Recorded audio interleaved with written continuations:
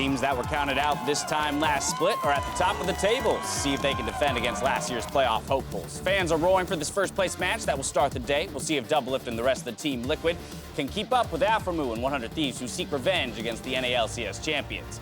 Hello, everyone, and welcome to the NA LCS Countdown, where for 30 minutes we pit the history of... Yeah, you gotta make it dramatic to get to the stage. You gotta make it dramatic, man. Doesn't need to be there right now. All right, well, as we take a look at the history of the old teams versus the future of the new, and preview the day's matches until the timer reaches 0 and we jump into Champion Select. One piece of business, though, before we continue. Last week, we reported that Pobelter grabbed his 1,000th kill in his game versus Clutch. Stats have confirmed that it was actually his 1,001st kill, meaning he got his 1,000th kill versus Golden Guardians. Impact making sure he's got the damage on that one as Mickey's going to be very low now as well. The barrels come out. The Zonias is down, but it will not be enough as Mickey goes the same way as his teammate. So, special shout out to Reddit user LW94, who identified this error by literally listing every kill Pobelter had throughout his career. That's very impressive. Yeah, a little crazy potentially too, but very. I like the eagle-eyed look, though. Yeah, I'm glad we have fans who are willing to keep all this kept track of. Yeah, call us on that stuff. Please do. All right, starting the weekend, though, with a look at the standings, we see that Team Liquid and 100 Thieves are tied for first. That is until Game 1 against one another today. Woo. Below them are Echo Fox and FlyQuest at third with Cloud9, Counterlogic Gaming, Golden Guardians, and TSM, all sharing sixth at 5 and 7. Still a very tight race. This split has been very strange since the most successful teams, the three most successful teams in NA LCS history, TSM, C9, and CLG, have a combined record of 15 and 21, while the three worst teams from last split, FlyQuest, Optic, and Golden Guardians, are sitting at 18 and 18. What's going on? Yeah, it's been so strange watching this split of the LCS, and I can imagine for a lot of the fans as well, because so many people identify as TSM fans or C9 fans or COG fans, and then to have all of those fan bases look up after 6 weeks and see the team has a losing record. C9 hasn't even had some of their most popular players starting most of these games. TSM doesn't have Doublelift on that team anymore, right? So all of these teams are really not only struggling to get wins, but I feel like also just struggling to keep that identity, because at least TSM, for instance, always identified themselves as winners. So when that's gone, the NALCS actually feels a lot different. Yeah, and the teams that have kind of risen above them that we're talking about, the three last place teams from last split, it's crazy that they've done this, because we've interviewed a lot of them on the desk and after the games, and they talk about how they formed their own little scrim pocket group potentially, and that they found a meta work better than what the other former top teams were doing. But I think that's selling themselves a little short, because we've had kind of that scrim elitism that people kind of joke about between the top teams forever. Like, C9 and TSM have always been scrim buddies since the dawn of their two organizations. And so, like, this is not a new phenomenon of, like, the lower tier teams not getting to scrim the upper tier teams. And no other group of lower tier teams have ever usurped, you know, the higher teams. And so this is something where they're clearly doing more than just like, well, we figured out one or two good picks, or we had a slightly better read on the meta. Like, all three would not rise up if they were not legitimately doing some things correctly. Yeah, and to be fair, we still have 100 Thieves and Team Liquid at the top of the standings, number one, the Spring Split finalists, so there are still teams that are able to find that level of consistency. But the three teams last place of the Spring Split that are now with a combined record greater than the three most successful teams of all time deserves a lot of praise for the players on those teams, but also to the organizations, because for so long, the TSMs and the C9s were just the best orgs, right? They consistently got the best players. When they needed to make changes, they'd pivot at the right time and stay successful. And now, I think franchising does have something to do with this. The quality of the organization and the investment and the money that they're able to put in is just so much higher that it is becoming much more difficult for the C9s and the TSMs to differentiate themselves from the pack of teams that we have. And I think that's part of why we're seeing the schedule compression, but specifically for the teams that struggle in the spring, that quick turnaround is hard. Yeah, like the coasts are gone, the teammates are gone, the Marns are gone. Like these teams that are coming in and taking their places, or did take their places, are legitimately powerful organizations with big brains, brands, and money behind them. I do want to kind of get into, though, like, what does this mean for the league? Because I think for, as you mentioned, Jad, three of our most popular organizations are losing currently. So outside of just, you know, why is the change happening, which we maybe identify as a little bit of this scrim elitism, but with the new franchising and more resources, these teams can ramp themselves up. What does it mean for the NALCS that our popular orgs aren't performing well? I mean, so every sports league has this happening. Right. When, for a while in the NBA, when the Lakers and the Celtics weren't playing in the finals or were good teams, the ratings were down.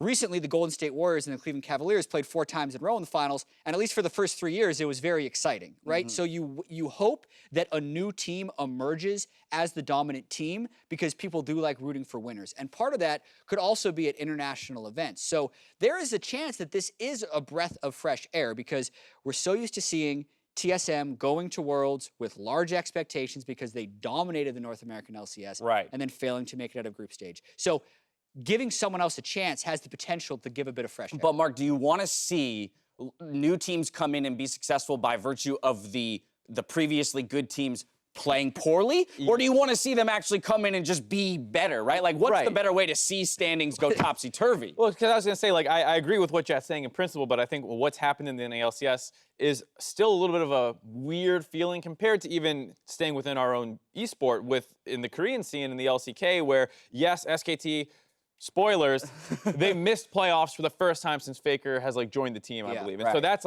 mind-blowing. But it comes with KT still being at the top, Gen G is still really good. Kingzone's up there. Kingzone's up there, so you still have a lot of the quote-unquote old guard. And Griffin, this group of rookies, comes in and starts smashing everyone and completely turns the league upside down. And in the NALCS, even though we still have 100 Thieves and TL at the top, it doesn't quite feel like we have completely new players, even if it's some new orgs. And a lot of the old orgs that dropped off, a lot of them did it at the same time, where it wasn't just SKT, it wasn't just TSM. It's like C9 struggling down there, CLG struggling down there. So I think as a fan of the LCS, it's not quite as exciting as here's one new team that I'm going to put my faith in. Exactly.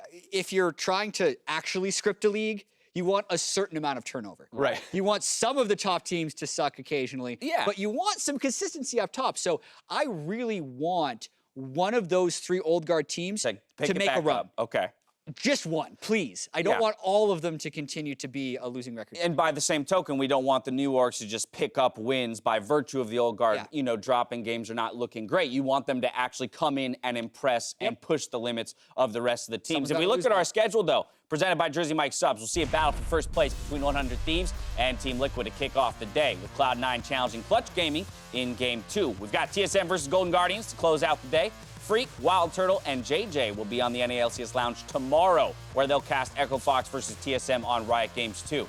If you're in need of a sub above, order online at jerseymikes.com, where using the promo code JMNALCS guarantees you some in-game rewards with the added chance of getting a free trip to the Oracle Arena for the summer final.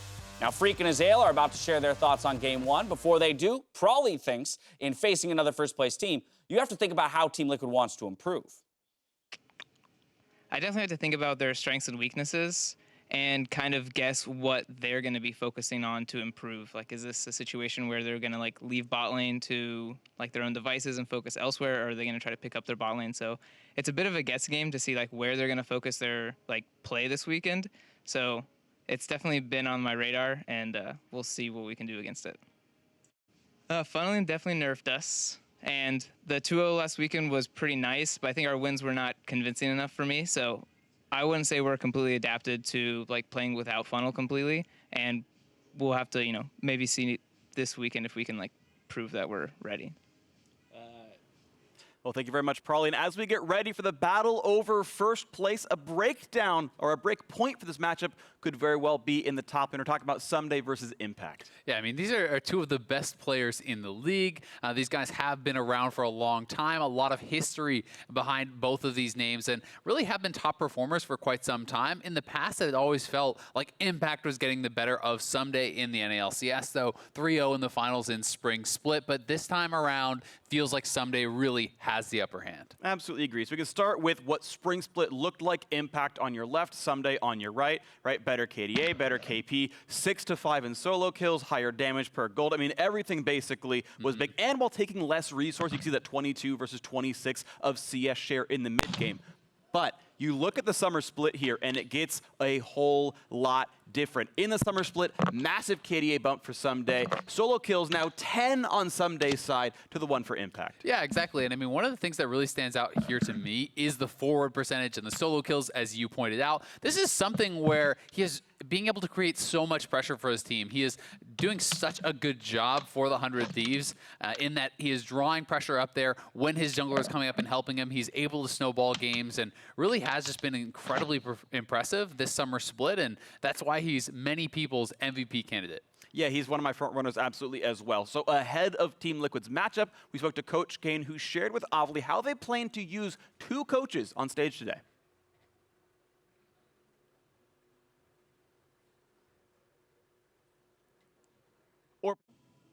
Thanks, guys. Just spoke with the new Team Liquid coaching duo, Kane and Dodo, asking them a little bit about their coaching dynamic on stage today.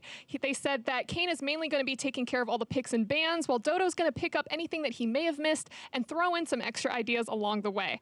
As for their battle for first place today against 100 Thieves, they aren't too worried. Kane said that he acknowledges that they're an okay team. They got some good macro, they got some strong players, but he knows that Liquid is just better. Back to you guys. Well, he just knows that Liquid is better. So That feels good as a coach. Yeah, I was going to say, I don't know if you need 2 coaches if you just know you're better. But with 18 minutes to go for that game 1, I want to get you guys' win conditions for Team Liquid versus 100 Thieves, starting with you, Jat, right. Team Liquid. So it's kind of repetitive when I talk about Team Liquid win conditions. I need to find different variations of ways of saying play around bot lane. But this one would be to pick a Stormrazor ADC or Marksman for double lift. And that specifically, make sure it has an earlier spike. So this could be a Blade of the Rune King Varus as well, but this is just for the verbiage. You don't want to be a late game AD carry that allows Cody Sun and Aftermer to get priority down bottom. Because if you're going to win through double lift, and you want to attack 100 Thieves where they're weak, which is in the early game. All right, Mark, what's the response? I gotta say, your red side, counter pick top. You heard them talking about it at the casters check-in. They were all talking about the top lane. Very important to get Impact in the favorable matchup, or excuse me, Someday in a favorable matchup, because I think he can win that matchup very well. And then pressure the bot lane. We're talking about how important double lift is. All their wins feel like when they get ahead, and when they lose quickly, because they have the fastest game time in the league, it's when double lift gets smashed. So counter pick for top, and then send your actual in-game resources to the bot lane. All right, so leave top lane on an island, but just set Someday up to make plays individually. We're going to see a lot of focus in the bot lane, hopefully. We're stepping away. When we return, I get these guys' thoughts on the new coaching changes, and we check in on the player of the game leaderboards. As we go to break, though, let's listen into this week's mic check, which follows the back-and-forth bout between Cloud9 and Echo Fox. Silly, when I was in Worlds, it was like 33 and 3. Yeah, you only lost 3 total. It's pretty sad that you just didn't make Worlds, though. Okay, we see him. Yeah, look for the tower. Look for the tower. Okay, I'm on the tower. Yep. There we go. Ever away from the tower. Nice stun. Yeah. We're gonna fight top. We're fighting top. We can definitely one. At least let's flash. Orianna will move first. After this wave, we can just reset. Orianna is here now. Orianna can be top in 10 seconds. We got it. I'm not coming. I'm gonna carry this game. Can we hit here, Josh? I'm hitting here. Yeah, you can. We never ever lose to VT. Yeah. I mean, we can start to dive. No? Yeah, we can start to dive here. Okay. Tower. I will never be able to move. I'm good. Good. I'm down. Yes, no stopwatch here. I can arrow.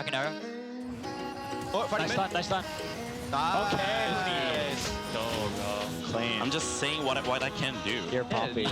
And then you do it. And then you do it. That's pretty slow. Actually, can you just finish though? Okay. It's if you think so. They still have Ori ulti though. Wait, actually, we have to fight, no? We have Ori, no flash. We should go Ori.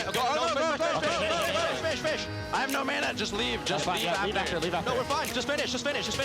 I'm dead, but. Oh, he Zonya's my ult. Look. We can fight them. Can we pick anyone else? There's something mid. Can we go? Yeah.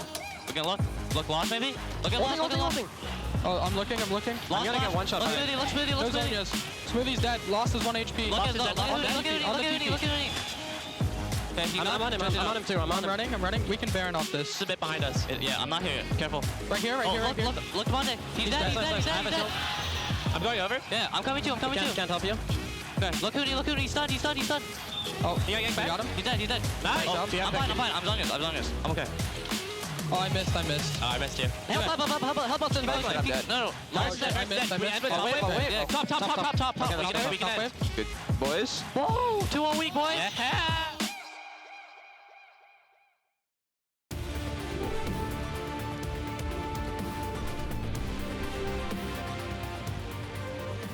Welcome back to the NA LCS Countdown, where we're narrowing in on that battle for first place. As we move our way towards that, Week 7, an announcement came out that the NA LCS teams now have the option to add a strategic coach to picks and bans. This is an NA-only pilot program, and to get all the details on this decision, check out the Quick Notes article available on lolesports.com. Now, adding another voice to picks and bans raised a lot of questions, so we decided to conduct an experiment to see how it would play out. All right, they have Mundo. Yeah, let's go with Darius here, Joel. All right, got it. Well, no, Joel, do not listen to Mark. It's Gangplank here. We talked about this before. Yeah, we also talked about how Joel has trash mechanics, and we need to pick up some easy lane matchups like that Darius so and we should Mundo. have a good week of practice, guys. Are you trying to make a hero play right now?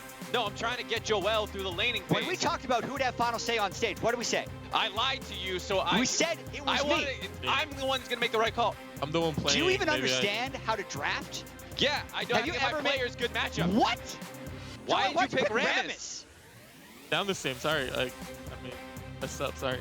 I'm blaming you, Mark. You. I'm leaving stage this way.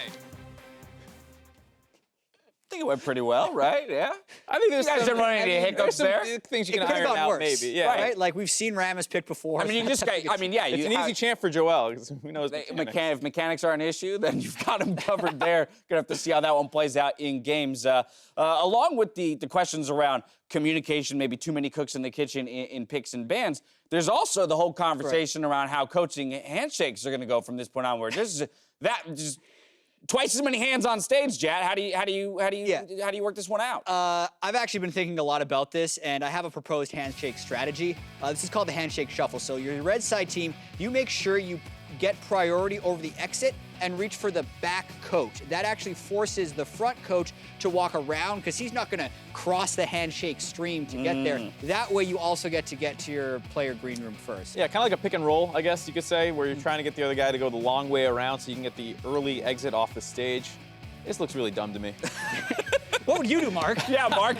How would you solve I would this? shake the hand in front of me and then turn and shake the hand on the other side. Yeah, But in all seriousness, there is some benefit that teams can actually get from this. This is why the teams requested it. There's some teams that need translation help on stage. There's also teams that actually have a team of coaches and analysts that make the plan to begin with, and sticking to the plan on stage with time constraints, adding another thinker up there can be really beneficial. Yeah, I mean, like when I was coaching, there were a number of times where we would draft like a strategy, come up with a strategy the day before, put a lot of hours into that work, and then you mostly want to stick to it, assuming that you have prepared for all the scenarios, because ideally you've prepped for everything that they could do. Right. And there was one time, summer playoffs, 2015, we're up against TSM in the semis, and we had this strategy. We pretty much predicted what TSM was going to do, and we wanted to take the Azir in the first game, and we took Lulu, and I was very upset about that behind stage. Because remember, you're basically the person who would be able to be the next guy on stage right now, because there was the head coach, Peter was the head coach. and you were the analyst. Yeah, but we worked together hand in hand often to make the drafts. And so he saw something in the draft that he just kind of had a feeling that Lulu would have been better. I would have pushed for us to stay on target. Either way, he ended up taking the Lulu. We lost that game, lost the second game. Third game, we get the draft we wanted in game one, and we win. So I think sometimes having just that extra voice to help keep players and people focused, depending on what the interaction is between the two coaches, because Peter and I were very much working together on a lot of things. And it's not uncommon that we hear from players following defeats and such that they say, well, the draft didn't go the way we had planned it. For whatever reason, when this pick came through, we lunged at this thing, or we completely forgot that this other pick was an option. And I guess the idea here is that, with two solid voices that both understand the plan, but maybe also fill roles of like, hey, I'm going to be the one who tries to remind us this was our game plan, this was our strategy coming in, and then I'm going to be the guy who looks for this changed. How does this change our plan? Where can we go from here? Should really bring some new stuff into the meta. At the same time, I'll be intrigued to see which teams don't elect to go for the two-coach strategy, because you're not required to by any means. Yeah, and I think about half the teams are doing it here on week one. You actually do need to make sure